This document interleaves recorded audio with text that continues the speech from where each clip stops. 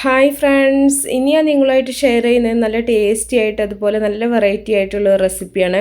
ചിക്കനൊക്കെ വീട്ടിലുണ്ടാകുന്ന സമയത്ത് നിങ്ങൾക്ക് ഉണ്ടാക്കി നോക്കാൻ പറ്റുന്ന നല്ലൊരു റെസിപ്പിയാണ് കേട്ടോ. കുട്ടികൾക്കൊക്കെ ഒരുപാട് ഇഷ്ടമാവും. ഇത് പുറത്തുനിന്നൊക്കെ ചീസി നഗറ്റ്സ് ഒക്കെ വാങ്ങി കഴിക്കുന്നതിനേക്കാളും സൂപ്പർ ടേസ്റ്റാണ്. അപ്പോൾ ഇതെങ്ങനെയാണ് ചെയ്യുന്നത് നോക്കിയാലോ. ആദ്യം തന്നെ ഞാനിവിടെ ഒരു ചിക്കൻ്റെ ബ്രസ്റ്റ് പീസ് ഒന്ന് കട്ട് ചെയ്ത് മാറ്റി വെച്ചിട്ടുണ്ട്. അപ്പോൾ ബാക്കിയുള്ള കഷ്ണങ്ങളൊക്കെ നമ്മൾ കറി വെക്കാൻ എടുക്കുന്ന സമയത്ത് അതിൻ്റെ ഒരു ബ്രസ്റ്റ് പീസ് ഒന്ന് ഇതുപോലെ ഒന്ന് മാറ്റി വെച്ചാൽ മതി. അപ്പോൾ അതിൻ്റെ ഉൾഭാഗം ഒന്ന് കീറി കൊടുത്തിട്ടുണ്ട് കേട്ടോ. ഇനി ഇതിലേക്ക് നമുക്ക് ഒരു 1/2 ടീസ്പൂൺ ഉപ്പ്, അതുപോലെ തന്നെ നിങ്ങളുടെ എരിവിന് ആവശ്യമായിട്ടുള്ള കുരുമുളക് പൊടി, ഞാനിതിൽ മുളക് പൊടി ചേർക്കണില്ല, ഒരു 1/4 ടീസ്പൂൺ മഞ്ഞൾപ്പൊടി, അതുപോലെ തന്നെ 1 ടീസ്പൂൺ ഇഞ്ചി വെളുത്തുള്ളി പേസ്റ്റ്, 1 ടീസ്പൂൺ ചെറുനാരങ്ങ നീരും കൂടെ ചേർത്തിട്ട് നല്ല പോലെ ഒന്ന് മിക്സ് ചെയ്തെടുക്കുക. അപ്പോൾ ഇതിൽ മുളക് പൊടി ചേർക്കണമെന്നുണ്ടെങ്കിൽ നിങ്ങൾക്ക് മുളക് പൊടി ചേർക്കാം കേട്ടോ. ഞാൻ എരിവിന് കുരുമുളക് മാത്രമേ ചേർക്കുന്നുള്ളൂ. ഇത് കുട്ടികൾക്കായത് കാരണം തന്നെ ഒരുപാട് എരിവ് ചേർക്കണില്ല കേട്ടോ. കുരുമുളകിൻ്റെ ആ ഒരു എരിവാവും ഇതിന് നല്ല ടേസ്റ്റ് കിട്ടുക. എന്നിട്ട് 2 ഭാഗത്തും നല്ല പോലെ നമുക്കിതൊന്ന് ആ മസാല നല്ല പോലെ ഒന്ന് തേച്ച് കൊടുക്കാം. അങ്ങനെ മസാല തേച്ചിട്ട് നമ്മൾ 1 മണിക്കൂറൊക്കെ മാറ്റി വെക്കുകയാണെന്നുണ്ടെങ്കിൽ ചിക്കൻ നല്ല ടേസ്റ്റ് ആയിരിക്കും കേട്ടോ. അപ്പോൾ അതിൻ്റെ ഉൾഭാഗത്തും അതിൻ്റെ 2 സൈഡിലും നല്ല പോലെ ആക്കി കൊടുക്കുക.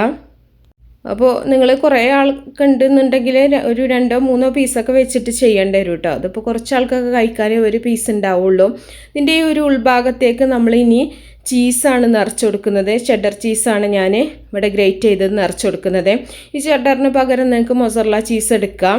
അപ്പോൾ അതൊക്കെ നിങ്ങളുടെ ഇഷ്ടം പോലെ ചെയ്താൽ മതി കേട്ടോ. ചെഡറോ മൊസറല്ലയും മാത്രമേ ഇതിൽ, ക്രീം ചീസ് ഇതിൽ ടേസ്റ്റ് ഉണ്ടാവില്ല. അപ്പോൾ നന്നായിട്ട് ഉൾഭാഗത്തേക്ക് നല്ല രീതിയിൽ തന്നെ നമുക്ക് നിറച്ച് കൊടുക്കണം.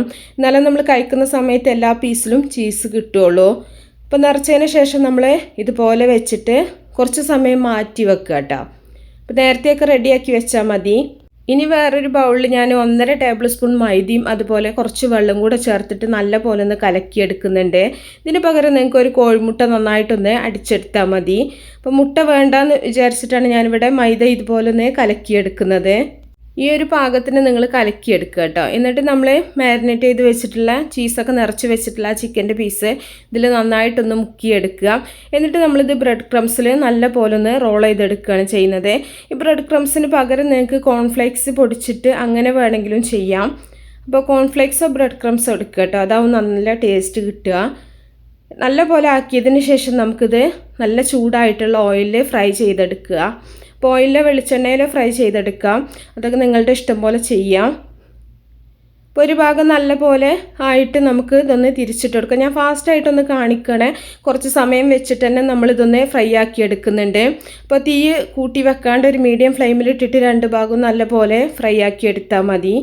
ഇപ്പോൾ വീഡിയോയിൽ കാണിക്കുമ്പോൾ നമ്മൾ കുറച്ചുകൂടെ ഫാസ്റ്റായിട്ട് കാണിക്കുകയാണെന്ന് മാത്രം കേട്ടോ. നമ്മൾ ചെയ്യുന്ന സമയത്ത് കുറച്ച് സമയം വെച്ചിട്ട് തന്നെയാണ് നമ്മൾ ഫ്രൈ ആക്കി എടുക്കുന്നത്. അപ്പോൾ 2 ഭാഗം നല്ലപോലെ മൊരിഞ്ഞതിന് ശേഷം നമ്മളിത് ഒരു പ്ലേറ്റിലേക്ക് മാറ്റിയിട്ടുണ്ട്. എന്നിട്ട് നമുക്ക് ഇഷ്ടമുള്ള ഷേപ്പിൽ ഇത് കട്ട് ചെയ്തെടുക്കാം. അപ്പോൾ 2 ആളൊക്കെ കഴിക്കുന്നുള്ളൂ എന്നുണ്ടെങ്കിൽ ഇതുപോലെ 2 പീസാക്കിയിട്ട് കഴിക്കാം. അപ്പോൾ ഒരുപാട് പീസ് വേണമെന്നുണ്ടെങ്കിൽ ചെറിയ പീസുകളാക്കിയിട്ട് നിങ്ങൾക്ക് മുറിച്ചെടുക്കാം. അപ്പോൾ അത് നിങ്ങൾക്ക് ഗാർലിക് സോസിൻ്റെ കൂടെ മയണൈസിൻ്റെ കൂടെ ഒക്കെ കഴിക്കാൻ സൂപ്പർ ടേസ്റ്റാണ് കേട്ടോ. അപ്പോൾ എല്ലാവരും ഒന്ന് ട്രൈ ചെയ്ത് നോക്കാം. ഇഷ്ടപ്പെട്ടാൽ ലൈക്ക് ചെയ്യുക, ഷെയർ ചെയ്യുക. അപ്പോൾ നല്ല റെസിപ്പികളൊക്കെ ആയിട്ട് അടുത്തൊരു വീഡിയോയിൽ കാണാം. ഓക്കേ.